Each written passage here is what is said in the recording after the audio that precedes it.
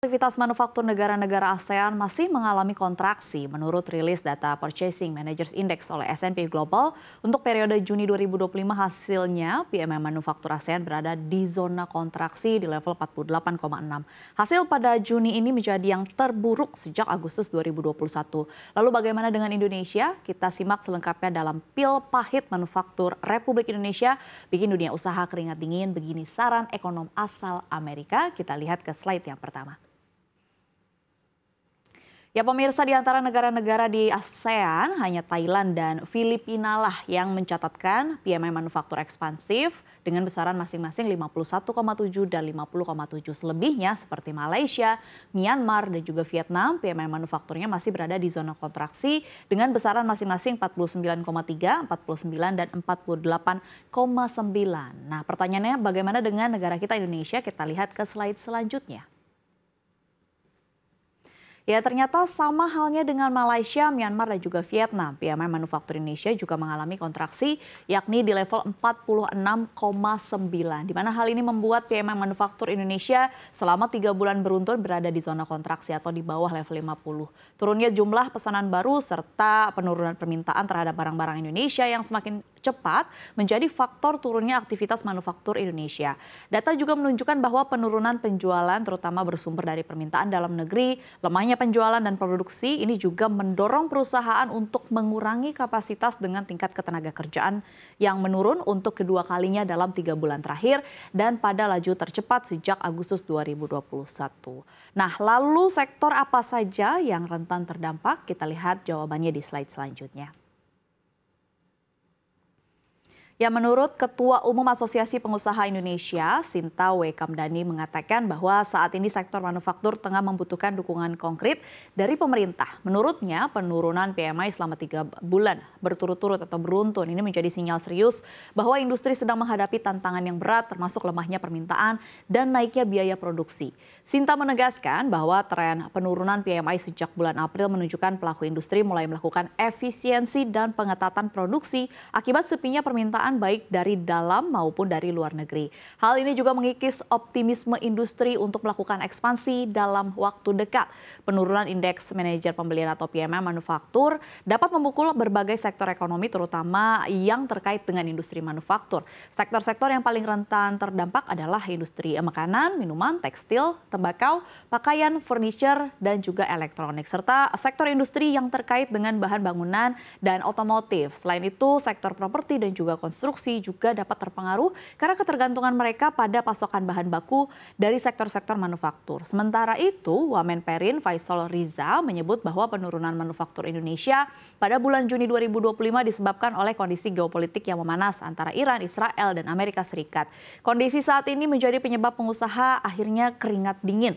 Pasalnya ketidakpastian ekonomi global yang semakin membayangi kondisi negara-negara emerging market, termasuk Indonesia, sangatlah menentukan arah masa depan dunia usaha. Kalau kita lihat pernyataan dari Sinta Kamdani mengatakan bahwa kami memandang pemerintah perlu melakukan percepatan stimulus, daya beli, insentif produksi, perbaikan ekosistem logistik dan energi agar industri bisa menjaga kelangsungan produksi. Apalagi Indonesia memasang target pertumbuhan ekonomi yang cukup tinggi, cukup ambisius. Hal ini pun sudah dibahas dalam Economic Update CNBC Indonesia sebelumnya yang menghadirkan ekonom kenamaan dunia yang juga merupakan penasihat Presiden Amerika Serikat Donald Trump dan terdahulunya Ronald Reagan, yaitu Dr. Arthur B. Laffer. Apa saja pandangan dan juga insight dari Dr. Laffer yang bisa dijadikan inspirasi agar kapal Indonesia bisa berlayar di tengah badai ketidakpastian? Kita simak dan lihat jawabannya di slide berikutnya. Ya, pemerintah Indonesia menetapkan target ambisius pertumbuhan ekonomi sebesar 8% pada tahun 2029, terlebih di tengah ketidakpastian global, mulai dari gejolak geopolitik, fluktuasi pasar keuangan, hingga tekanan inflasi sehingga target ini nampak menantang. Kendati demikian, menurut ekonom Amerika Serikat, Dr. Arthur B. Laffer, Indonesia bisa mencapai target pertumbuhan 8% karena berbagai alasan. Salah satunya adalah terkait dengan dominasi populasi usia produktif dan terdidik, namun dengan semua dominasi ini pertanyaannya pertanyaannya adalah kebijakan seperti apa yang dibuat oleh pemerintah sehingga bisa mencapai pertumbuhan ekonomi 8%. Laver menegaskan bahwa pertumbuhan ekonomi yang berkelanjutan tidak bisa dicapai hanya melalui redistribusi kekayaan. Sebaliknya, Laver mendorong pendekatan berbasis supply side economics, sebuah filosofi yang menekankan pentingnya insentif, produktivitas, dan ruang bagi sektor real untuk tumbuh dari bawah ke atas. Dia menambahkan insentif memiliki peran yang sangat penting. Pasalnya jika struktur insentif sebuah negara berada di jalur yang benar, mereka bisa sukses melampaui target-target yang ditetapkan. Oleh karena itu, Laver menyarankan kepada Indonesia untuk menyelesaikan 5 kerajaan besar dalam ekonomi makro, yakni perpajakan, belanja pemerintah, kebijakan moneter, regulasi, dan perdagangan. Saran ini sejalan dengan kurva Laver, konsep dalam ekonomi yang menggambarkan hubungan antara tingkat pajak dan pendapatan pajak yang dikumpulkan pemerintah. Ide utama dari kurva ini bahwa tarif pajak yang tinggi tidak serta-merta melipat gandakan penerimaan. Tarif pajak yang lebih rendah dan dapat berdampak positif terhadap kerja, produksi, dan juga penciptaan lapangan kerja yang justru pada akhirnya memperluas basis pajak karena memberikan insentif bagi peningkatan aktivitas ekonomi. Dalam teori ini ada titik optimal di mana tarif pajak menghasilkan pendapatan maksimum bagi pemerintah. Lalu apa dampaknya jika supply side diterapkan? Kita lihat di slide selanjutnya. Ya, penerapan prinsip supply side economics yang diusung oleh Laver mungkin bisa menjadi katalis pertumbuhan di berbagai sektor usaha di Indonesia. Berikut beberapa dampaknya jika diterapkan, di mana yang pertama adalah industri manufaktur, biayanya lebih efisien, daya saingnya pun naik. Jadi dengan tarif pajak yang lebih kompetitif dan insentif yang tepat, sektor manufaktur ini bisa menikmati efisiensi biaya operasional.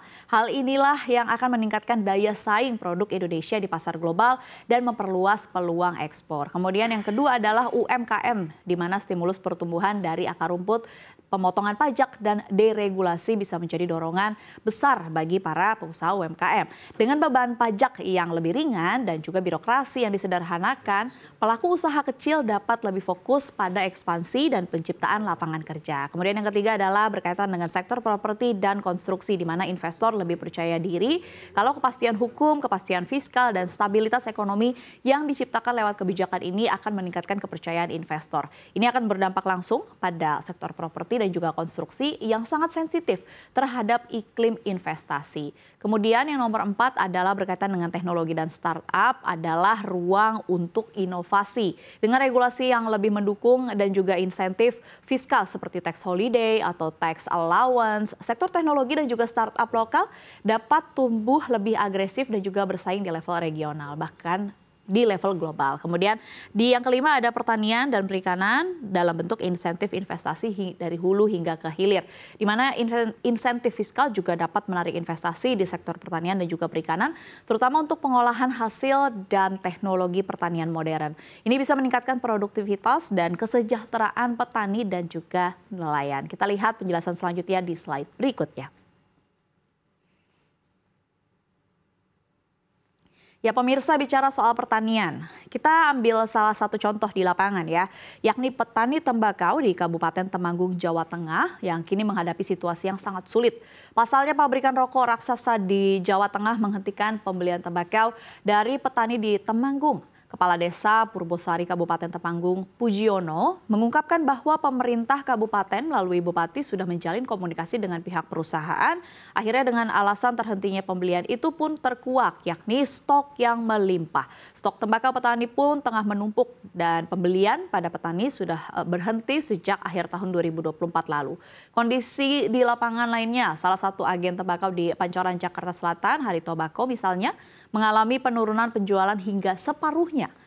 Tak terserapnya tembakau petani di Temanggung oleh salah satu perusahaan rokok raksasa di Jawa Tengah ini menjadi potret nyata tekanan beruntun yang dihadapi industri hasil tembakau saat ini. Tekanan tersebut dipicu oleh kenaikan cukai hasil tembakau yang membuat harga rokok melonjak tajam. Di saat yang sama daya beli masyarakat pun sedang melemah dan rokok ilegal juga kian marak beredar di pasaran.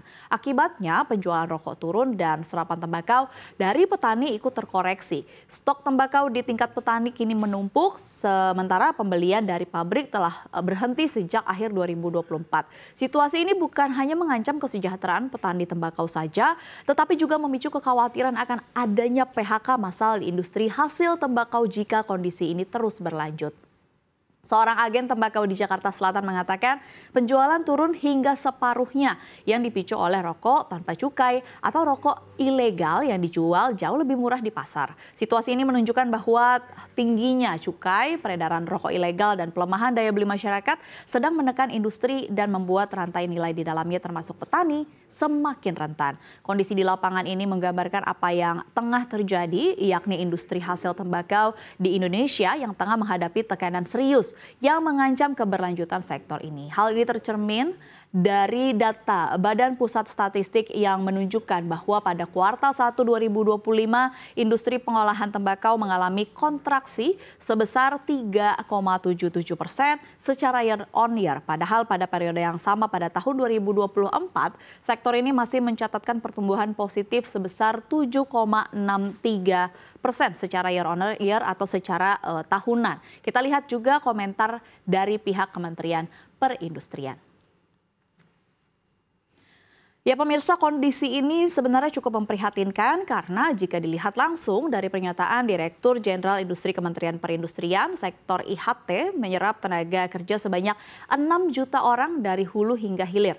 Di mana angka ini sangat besar, luar biasa besar untuk memperkuat produktivitas tenaga kerja tanah air dan mendorong pertumbuhan ekonomi Indonesia.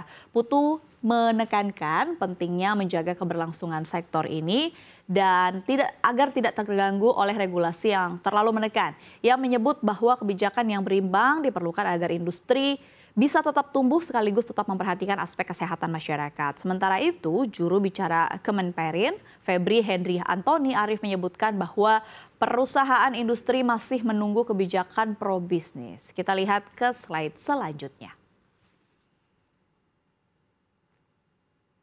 Ya, berkaitan dengan persoalan ini, fenomena ini, Laver juga memberikan pandangannya, perspektifnya. Ia mencontohkan struktur cukai hasil tembakau Indonesia yang saat ini terlalu berat.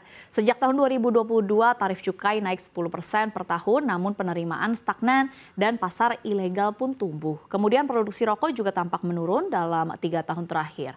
Menurut Laver, pajak sebagai katalis inovasi bukan beban, lebih dari sekadar alat pungutan. Laver mendorong agar pajak dijadikan katalis inovasi. Negara seperti Singapura dan Irlandia misalnya berhasil mengaitkan insentif pajak dengan peningkatan riset, ekspor, dan penciptaan lapangan kerja digital. Arthur menegaskan bahwa jika Indonesia perlu kembali untuk meninjau ulang struktur tarif cukai hasil tembakaunya serta perpajakan yang efisien dan bukan perpajakan yang berlebihan demi melindungi pendapatan, mendukung lapangan kerja, dan mencegah kebocoran ekonomi. Perpajakan juga memastikan bahwa kebijakan fiskal berfungsi sebagai alat stabil untuk pertumbuhan dan bukan hambatan yang tidak dapat diprediksi. Laver juga mendorong pemerintah untuk mendiversifikasikan sumber pendapatan cukai karena bergantung pada satu sektor saja sangat berisiko. Nah, lalu bagaimana dengan data penerimaan pajak dan rasio pajak di tanah air? Kita lihat di slide selanjutnya. Ya, bicara soal pajak, tren penerimaan pajak di Indonesia memang menunjukkan capaian yang konsisten meningkat dari 1.072 triliun rupiah pada tahun 2020 menjadi 2.189 triliun rupiah di tahun 2025. Artinya secara nominal, negara memang berhasil mengumpulkan penerimaan yang lebih besar dari tahun ke tahun. Namun kenaikan ini belum diiringi oleh peningkatan yang signifikan dalam rasio pajak terhadap produk domestik bruto atau yang dikenal sebagai tax ratio. Selama 5 tahun terakhir, tax ratio Indonesia stagnan di kisaran 8 hingga 10% saja. Ini mengindikasikan bahwa pertumbuhan penerimaan pajak belum sejalan dengan laju pertumbuhan ekonomi secara keseluruhan. Kondisi ini mencerminkan tantangan struktural yang dihadapi oleh Indonesia, mulai dari basis pajak yang sempit, tingginya dominasi sektor informal, hingga tingkat kepatuhan pajak yang masih perlu ditingkatkan. Tanpa reformasi yang mendalam, potensi penerimaan negara bisa tertahan dan pada akhirnya berdampak pada kapasitas fiskal pemerintah dalam mendukung pembangunan dan pelayanan publik. Dalam konteks ini, Arthur Laver menekankan pentingnya perluasan basis pajak dibandingkan sekedar menaikkan tarif. Menurutnya semakin luas basis pajak, yakni semakin banyak sektor dan pelaku ekonomi yang masuk dalam sistem perpajakan, justru semakin besar pula potensi penerimaan tanpa membebani pelaku usaha yang sudah patuh. Strategi ini juga dinilai lebih berkelanjutan karena memperkuat fondasi sistem pajak secara struktural dan menjaga insentif dunia usaha untuk tetap tumbuh. Di sisi yang sama, Laver juga menjelaskan bahwa penyederhanaan birokrasi bukan hanya soal prosedur ya, tapi juga sinyal kuat kepada pasar bahwa Indonesia serius untuk menciptakan iklim usaha yang kondusif. Tanpa perbaikan yang signifikan, investor berpotensi untuk mengalihkan modal ke negara yang regulasinya lebih ramah dan prosesnya juga lebih cepat. Deregulasi bukan sekedar teknis, tapi juga keputusan strategis, di mana Laver juga menyadari bahwa pertumbuhan yang cepat harus dibarengi dengan inklusivitas menanggapi kekhawatiran bahwa reformasi berbasis supply side dapat memperlebar ketimpangan. Ia menjawab dengan prinsip yang sederhana namun kuat. Kalau kita lihat penjelasan dari Dr. Arthur B. Laver, dikatakan bahwa tujuan kita bukan meratakan kekayaan dengan memiskinkan yang kaya, tapi menciptakan pekerjaan produktif untuk yang miskin. Naikkan semua kapal dengan pasang naik. Indonesia adalah negara yang besar yang memberikan dampak signifikan bagi dunia. Di mana jika sistem perdagangan bebas berjalan dengan baik, Indonesia bisa menjadi kontributor besar bagi kemakmuran global. Dan dalam konteks ini Indonesia memiliki posisi yang sangat strategis, pemirsa. Dengan populasi yang besar, sumber daya yang melimpah, dan juga pasar domestik yang kuat, Indonesia berpotensi untuk menjadi jangkar pertumbuhan kawasan asal mampu memanfaatkan momentum global dan melakukan reformasi dari dalam. Dengan seluruh diagnosis dan juga resep ekonomi yang disodorkan, benang merahnya jelas bahwa Indonesia bisa menjadi negara yang maju jika berani untuk melakukan reformasi struktural yang menyeluruh dan konsisten.